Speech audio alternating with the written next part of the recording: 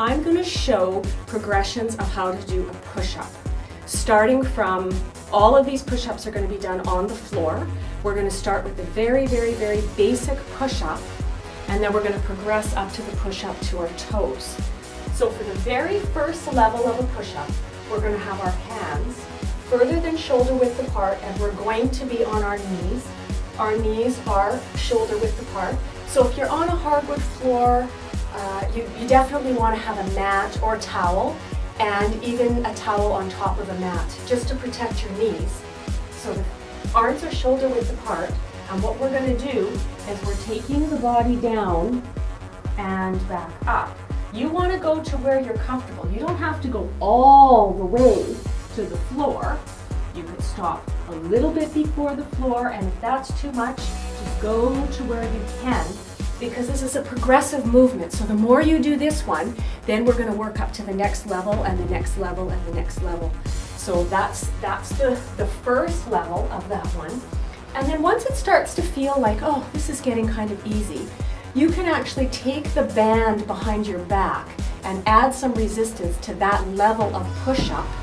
You got to hang on, make sure you've got some resistance here. So again, my arms are a little bit further than shoulder width, and I'm on my knees, and I'm going to take my body down and bring it up. So you really feel that resistance as you're bringing your body up. And then the next level of push-up is going to be a modified version of the push-up without a band. So again, we want our arms are further than shoulder width apart. I always like to spread my fingers out.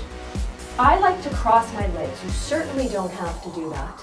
You can have your legs bent. I like to cross mine. I like to keep my abs tight and my back is nice and straight. And we're taking our bodies down and back up. And again, you may go down halfway. You may want to put your nose to the ground. What we don't want is we don't want these elbows flaring out to the side. We want to keep them in and then back up. We want to make sure that we're breathing during this exercise, so it's an exhale, up. Sorry, inhale, exhale on the way up. And then from that position, if you're not quite ready to go all the way to your toes, you can take the band behind your back like we did in the first level, and you can do a modified push-up with the band. So you want to make sure you're holding it quite tight. Again, my arms are just a little bit further than shoulder width apart. Hands are flat on the floor, back is straight, and I'm going to go down and then back up. So abs stay tight. You just feel that added resistance of the band, just making you work a little bit harder. And then from that, we can go into a full-on push-up. And there's so many versions of push-ups. I'm just going to do a standard push-up on my toes. So my arms shoulder width apart, and I'm going on my toes. My body is nice and straight. I always think about keeping my abdominal muscles tight. And I'm going to go down to the mat and up, and down and up. Now another option is to drop to one knee if you start to get tired. That's always an option. And then if you want to add resistance to that level of push-up, you can take the band behind your back, and we can do this on our toes.